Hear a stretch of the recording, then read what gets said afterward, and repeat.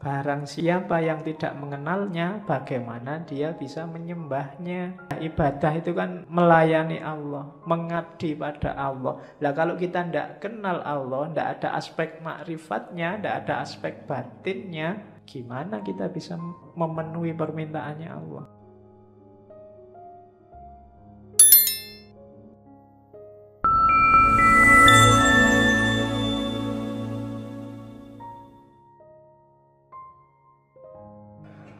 Oke, bismillah. Assalamualaikum warahmatullahi wabarakatuh.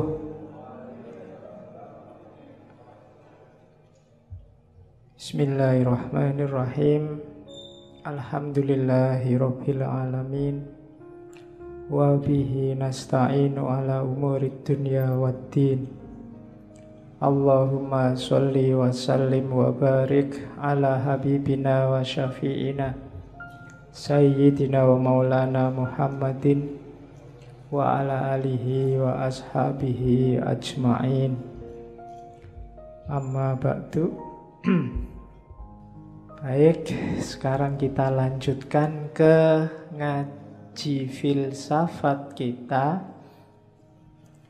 Malam hari ini kita awali sesi pra-Ramadan. Jadi 1 bulan ke depan targetnya ngaji kita menyiapkan mental kita memasuki bulan Ramadan. Temanya adalah ibadah. Bahasa Inggrisnya ibadah itu religious service. Saya tidak tahu orang Inggris menyebutnya religious service. Kalau prayer itu kita sholat artinya doa. Tapi kalau ibadah, untuk semua jenis ibadah mereka menyebutnya religious service. Itu kalau bahasa Indonesianya layanan keagamaan. Bukan kok servis mobil atau servis motor. Pokoknya itu isinya semua ibadah. Malam ini kita coba mengunjungi beliau. Sudah lama saya ingin ngangkat beliau, cuma baru malam ini sempat. Syekh Abdul Qadir Jailani, sufi yang paling populer di Indonesia, di anak benua India khususnya. Mungkin teman-teman yang di kampung-kampung, mungkin juga sampai hari ini masih ada tradisi manakib atau manakiban. Manakiban itu membaca riwayat hidupnya beliau Syekh Abdul Qadir Jailani. Sebenarnya memang masuknya Syekh Abdul Qadir Jailani lewat thariqatnya, namanya thariqat Qadiriyah. Tapi uniknya di Indonesia itu manakiban itu tidak cuma untuk ahli thariqah Qadiriyah, biasanya di kampung-kampung oleh kiainya ya semua ikut. Pokoknya manakiban.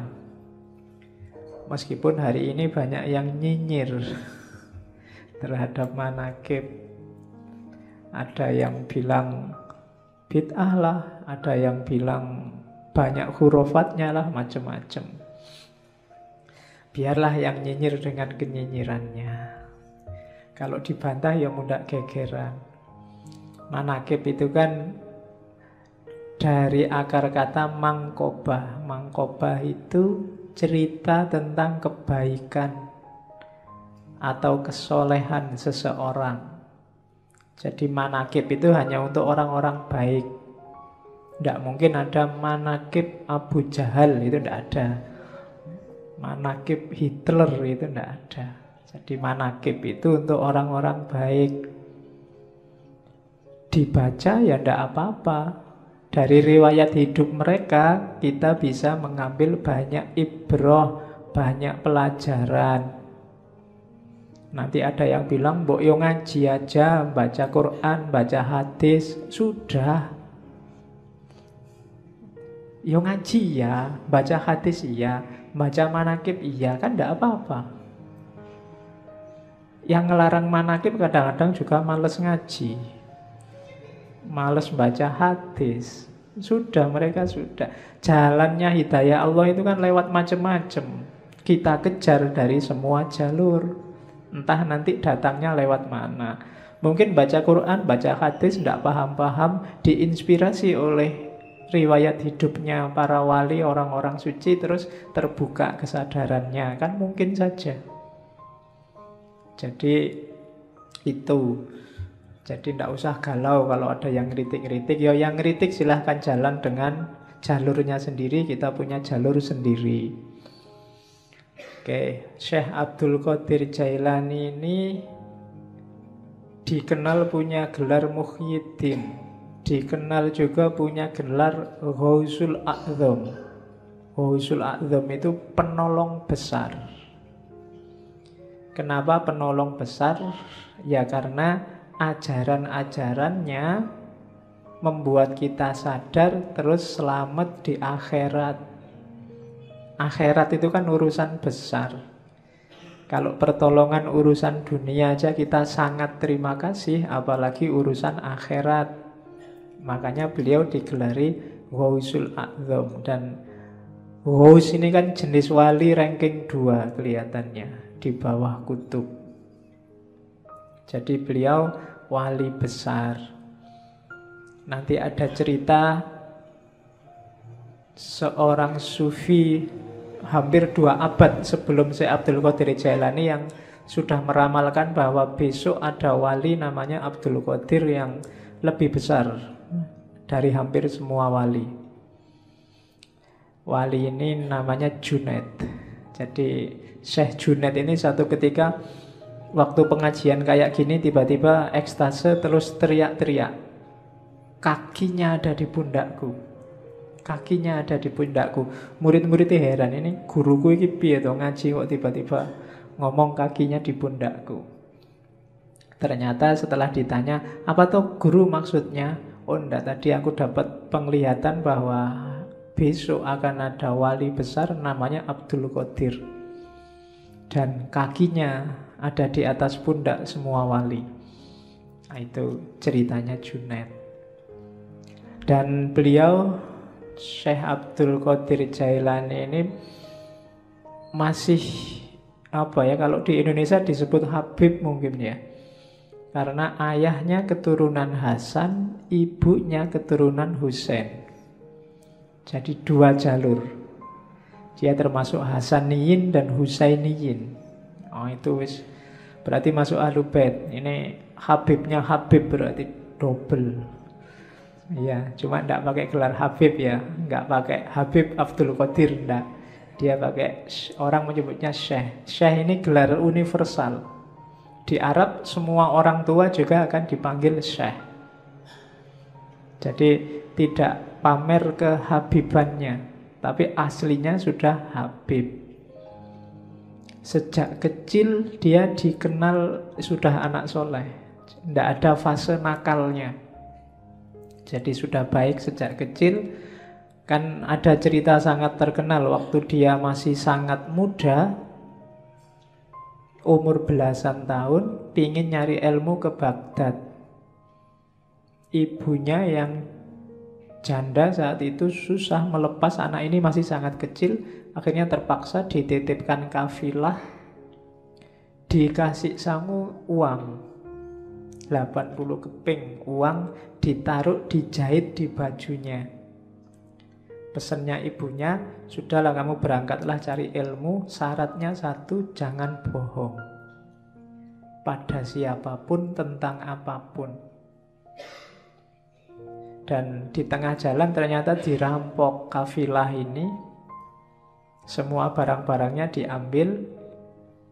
Tidak ada yang nganggep si Abdul Qadir ini. Sampai kemudian ada perampok yang tanya, kamu punya harta apa? Masih kecil. Abdul Qadir bilang, saya tidak bawa apa-apa, cuma tadi dititipin ibu di bawah baju ini dijahit. Jadi perampoknya heran, kok kamu diem aja, kita juga tidak percaya kalau kamu punya barang, kok malah kamu cerita.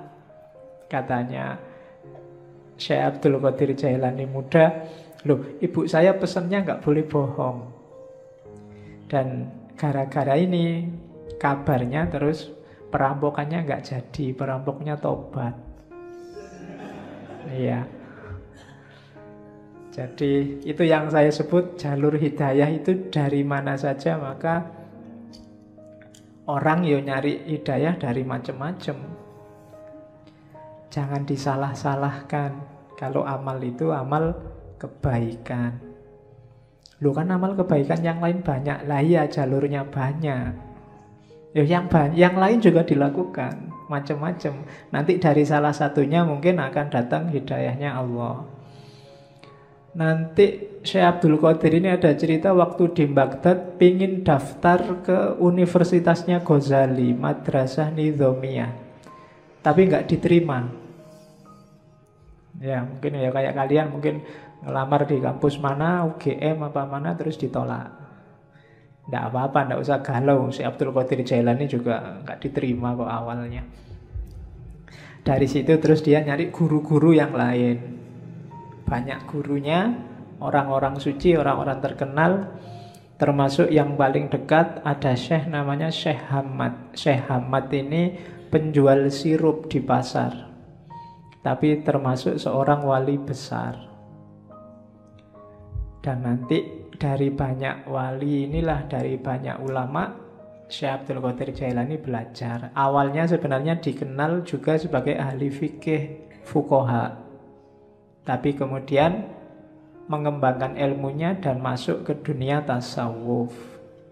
Sampai kemudian dikenal sebagai guru besar. Ceritanya satu ketika, sebenarnya dia tidak pingin ceramah-ceramah, ngajar-ngajar itu. Tapi ceritanya Syekh Abdul Qadir sendiri, tiba-tiba ada dorongan kuat sekali dari dirinya untuk ngomong. Akhirnya kalau hari ini kultum lah dia dengan audien paling ya orang sekitarnya, termasuk yang ada di masjid. Begitu dia ngomong ceramah, banyak orang yang terpengaruh. Besoknya masjidnya penuh. Besoknya lagi luber sampai halaman. Besoknya lagi sampai sealun-alun kota. Besoknya lagi orang satu kota. Sampai ceritanya si Abdul Qadir kalau ceramah biar kelihatan naik ke menaranya masjid. Jadi ya karena audiennya orang Baghdad, orang soleh-soleh. Kalau di Indonesia ya susah. Kamu ceramah sampai capek ya yang datang ya paling berapa. Zaman itu. Dan beliau dikenal kemudian sebagai wali besar dengan segala cerita. Kalau di kitab-kitab manaqib itu kan banyak cerita-cerita karomahnya. Itu yang sering dikritik oleh orang yang tidak suka manaqib. Di situ banyak cerita yang tidak masuk akal. Ya jawabannya gampang lah, namanya aja karomah. Definisinya yang khawarikul adat mesti. Ya pasti tidak masuk akal. Kalau masuk akal namanya bukan karomah. Kalau ndak aneh ya namanya bukan karomah. Itu kan sebagai bukti antara lain untuk menguatkan kewaliannya. Sama kayak Nabi dengan mukjizat. Mukjizat ya pasti nggak masuk akal. Untuk Nabi namanya mukjizat, untuk wali namanya karomah. Jadi kalau ada orang mengkritik, di situ banyak peristiwa yang ndak masuk akal. Lah iya makanya namanya karomah. Kalau masuk akal namanya peristiwa biasa.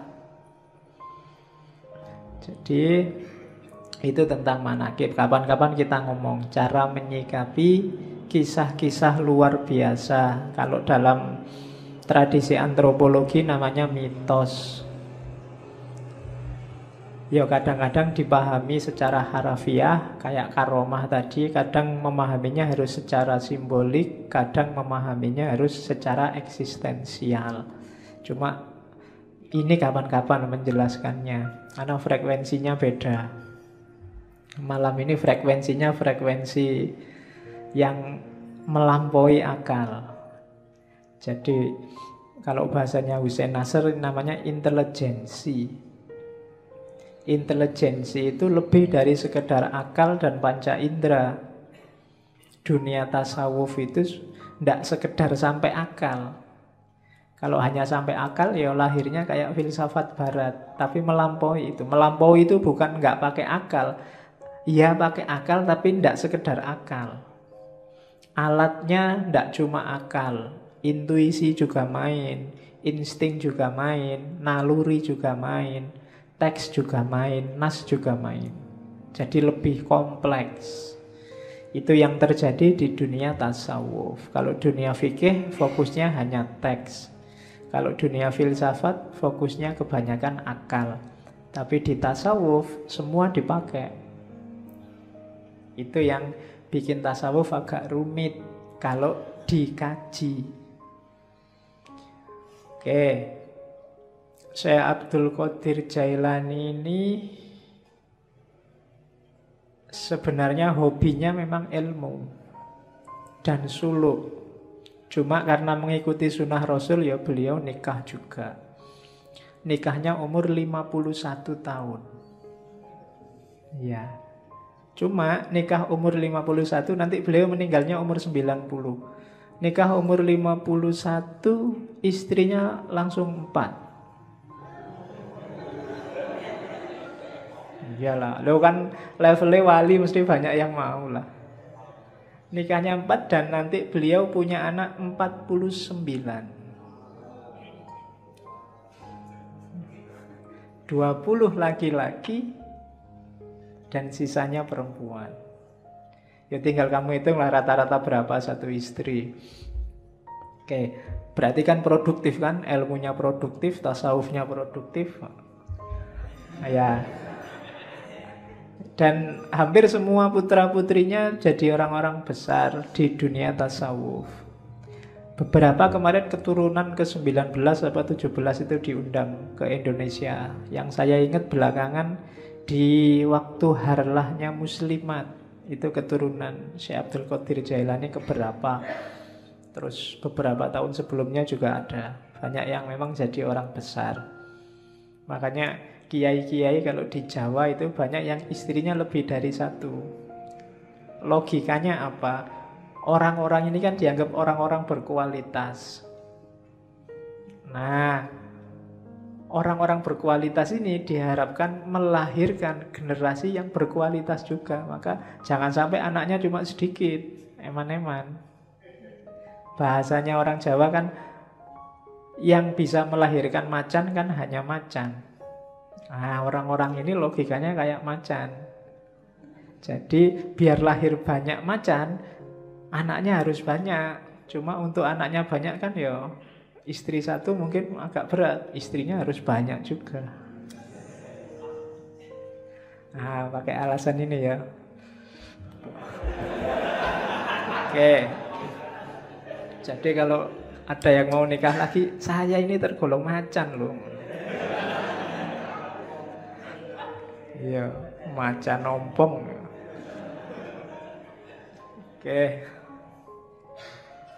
Jadi itu Syekh Abdul Qadir Jailani. Kitab-kitabnya yang paling terkenal 3, belum termasuk Sirrul Asror. Yang pertama Hunyah.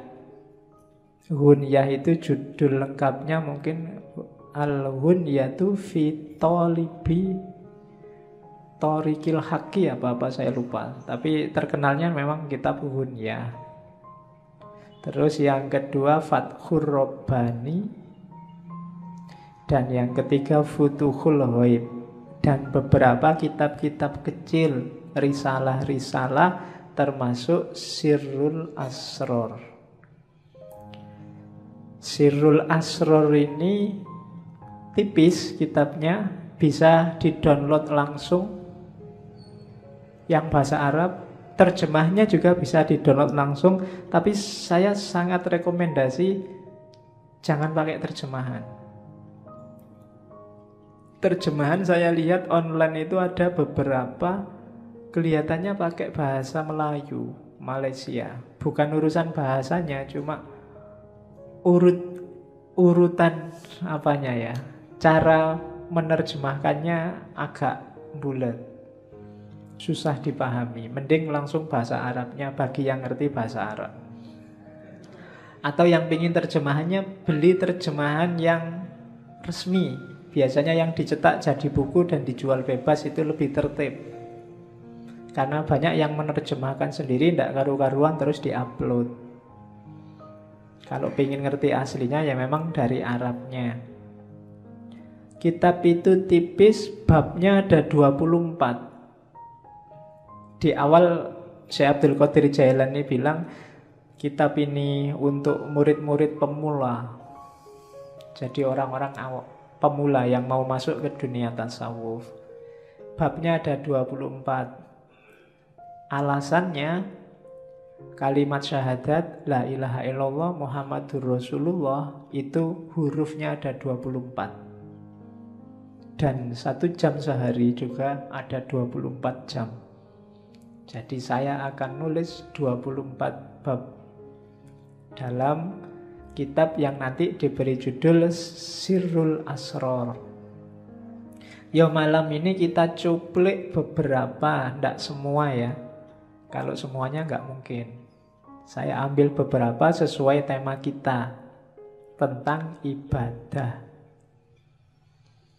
Jadi yang nanti hampir semua penjelasannya tentang ibadah nanti double 2. Ada ibadah lahir, ada ibadah batin. Ini terjemahan saya. Kalau di naskah aslinya ada ibadah syariah, ada ibadah thariqah. Dan saya tidak akan jelaskan yang ibadah syariah. Kalian pasti sudah ngerti semua. Kita fokus ke yang ibadah batinnya. Meskipun dua-duanya saling terkait. Nanti kita lihat dasar-dasarnya, kemudian kita lihat praksis ibadahnya. Oke, bismillah dimulai. Saya potong yang bagian awal ya. Tidak apa-apa, sekali-sekali pakai bahasa Arab biar kayak ngaji beneran. Jadi itu kalimat di bab awal, pembukaan. Sebenarnya sebelum itu ada beberapa uraian tentang cahaya.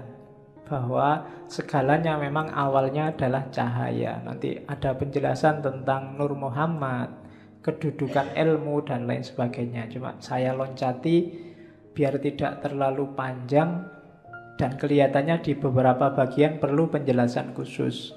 Kalau sambil lalu agak susah, maka saya potong di level jamaah ngaji kita. Kan levelnya masih pemula semua. Jadi kita ambil yang bagian-bagian awal dulu untuk pemula. Itu kalimat awal. Fal ilmul munazzalu alaina ilmani. Ilmu yang diturunkan oleh Allah pada kita itu ada 2 jenis ilmu, 2 jenis pengetahuan. Zahirun wa batinun. Ada ilmu lahir, ada ilmu batin.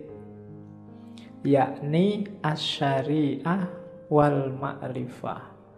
Yang lahir namanya syariat, yang batin namanya makrifat.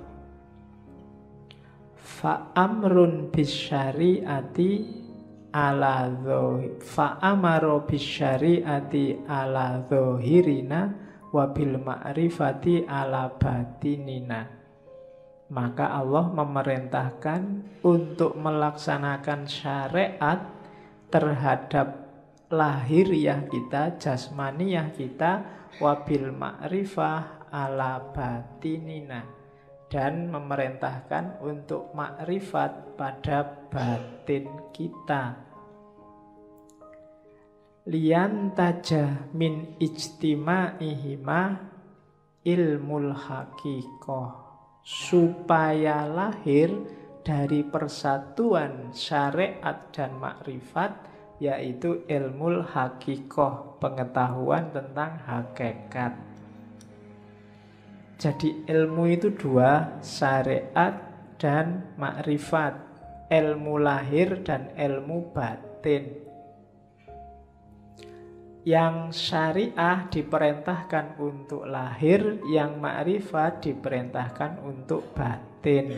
Dua-duanya harus jalan. Jadi kalau ada orang bilang tasawuf itu anti syariat, berarti belum banyak membaca buku-buku tasawuf. Hampir semua sufi bilang makom itu, level dan suluk itu dimulai dari syariat. Cuma jangan berhenti di syariat. Syariat cuma lahirnya, butuh batinnya. Beliau menyebutnya makrifat. Jadi nanti kita lihat contohnya banyak nanti. Bagaimana lahir sama batin. Hidup kita kan juga begitu. Lahirnya ini ngaji. Cuma kalau batinnya nggak beres, ngajimu nggak ada nilainya. Ngaji cuma pingin nonton santri yang putri-putri misalnya. Nah, itu kan nggak dapat apa-apa. Mumpung kelihatannya sekarang banyak putrinya berangkat. Loh, beda kan, hasilnya beda. Kalau batinnya nggak beres, lahirnya juga nggak bernilai. Tiap hari apel nganter, tapi di dalamnya nggak ada rasa apa-apa. Itu kan nggak ada nilainya nganternya sama apelnya. Wah, nggak ada senengnya itu. Awalnya kan batin dulu, baru ada manifestasi lahirnya. Apapun itu, kuliah, apalagi kerja, apalagi bahkan makan, ini kan aspek-aspek lahiriah. Batinnya harus beres. Kuliahmu itu cari ilmu apa cari ijazah apa cari gelar? Makan itu biar kenyang apa biar hidup apa biar besar apa biar... Itu kan batinnya. Segalanya pasti ada lahirnya, ada batinnya. Dua-duanya harus beres. Batin juga enggak ada apa-apanya. Pak, saya ikhlas Pak ngaji itu Pak, tapi nggak pernah ngaji, ya padha wae. Ya kan? Atau ngaji tapi niatnya ndak ikhlas, sama aja. Jadi harus gabung. Pak, saya kuliah itu ndak ngejar ijazah Pak, saya ndak ngejar gelar. Pokoknya saya nyari ilmu aja. Makanya saya sampai semester 14 nggak lulus-lulus. Wong memang nggak pernah masuk, nggak pernah datang ke kampus. Jadi padha wae, lahirnya nggak beres. Dua-duanya harus beres. Kalau dua-duanya harus beres, akan ketemu namanya ilmul hakikoh. Kebenaran yang sejati, hakiki. Oh, ini toh hakikatnya, itu loh. Kita melakukan banyak sekali religious service, cuma kita nggak pernah ada O-nya. Oh, sholat itu berarti rahasianya ini toh. Oh, puasa itu berarti ini yang dimaksud oleh Allah. Oh, zakat itu. Kalimat O ini menunjukkan kamu sudah menemukan hakikat. Jadi, oh, intinya ini ternyata yang tiap hari saya lakukan itu. Itu bisa ketemu kalau gabung antara lahir dan batin, syariat dan hakikat. Itu kan di surat Ar-Rahman disebut terusannya marojal bahroini yaltaqiyan bainahuma barzakhul la yabghiyan. Jadi dua laut yang dibiarkan oleh Allah mengalir kemudian bertemu. Dua laut itu tafsirannya Syekh Abdul Qadir Jailani ya syariat dan makrifat. Ketika yaltaqiyan melahirkan hakikat. Bainahuma barzakhun, tapi la yabghiyan. Di antara keduanya ada batasnya, ada bedanya, tapi la yabghiyan, tidak saling menafikan, tidak saling menghoibkan. Dua-duanya penting, saling butuh. Wa illa famujarrodu ilmi dzohir la tahsulul haqiqah. Kalau tidak ada makrifat, tidak ada batin, maka ilmu lahir saja tidak akan bisa menemukan hakikat. Wala yasilu ilal maksud, dan tidak akan ketemu maksudnya. Wal ibadatu, dan ibadah itu, wal ibadatu al-kamilatu yang sempurna bihima, berdasarkan keduanya. La biwahidihima, tidak karena salah satunya. Jadi harus ada dua-duanya. Wa ma khalaqtul jinna wal insa liya'budun. Dan tidak aku ciptakan jin dan manusia kecuali untuk menyembahku. Tafsirnya Syekh Abdul Qadir Jailani, ya liya'buduna itu ai sekaligus liya'rifuni, supaya kenal aku, supaya makrifat. Jadi ya'bud itu ibadah zahir, di situ terkandung liya'rifuni, supaya kenal Allah, supaya makrifat. Kenapa? Ya, faman lam ya'rifhu kaifa ya'budhu. Barang siapa ya, karena siapa yang tidak mengenalnya, bagaimana dia bisa menyembahnya? Kita bisa ibadah. Ibadah itu kan melayani Allah, mengabdi pada Allah. Lah kalau kita tidak kenal Allah, tidak ada aspek makrifatnya, tidak ada aspek batinnya, gimana kita bisa melayani Allah, memenuhi permintaannya Allah?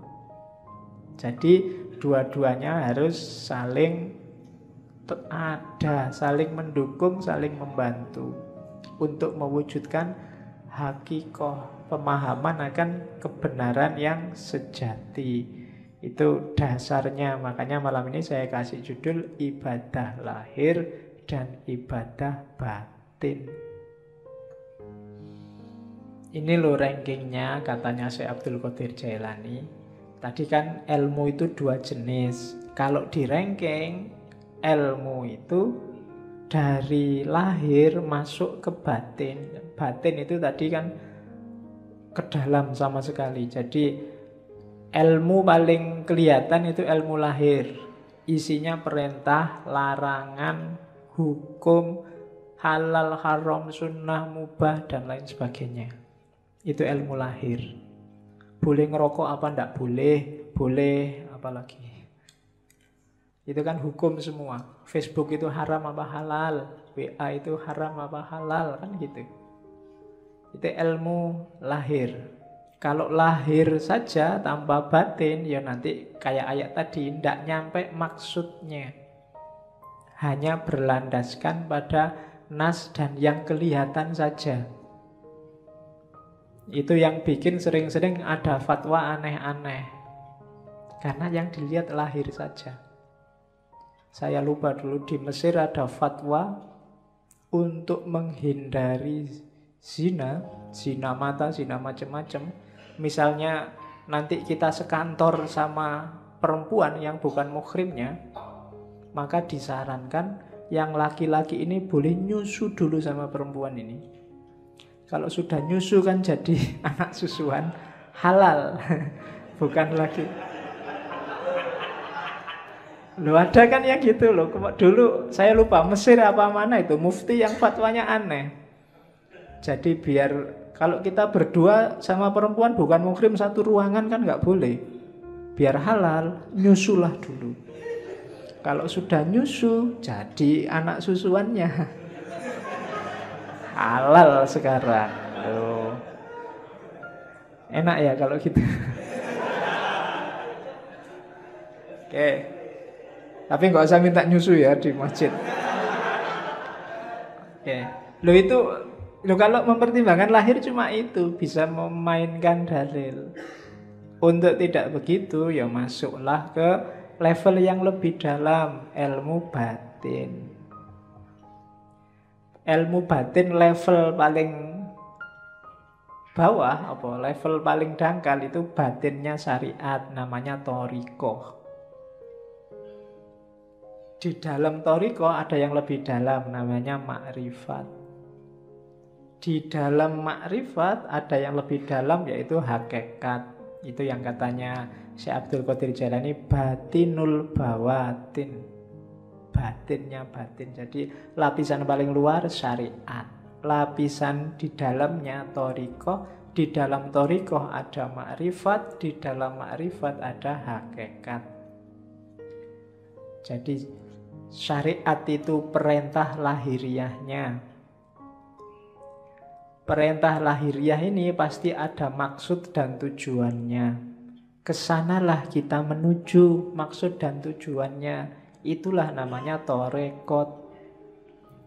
Kalau kita menuju ke sana, kita akan menemukan pemahaman. Oh, rahasianya ini toh.